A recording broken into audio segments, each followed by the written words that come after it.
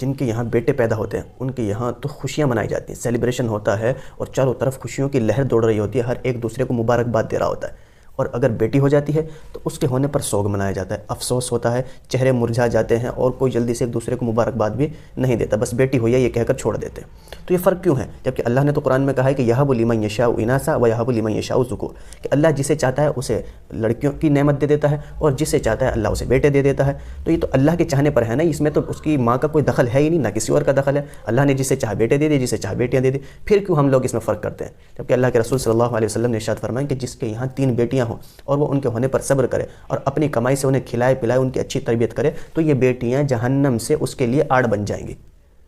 تو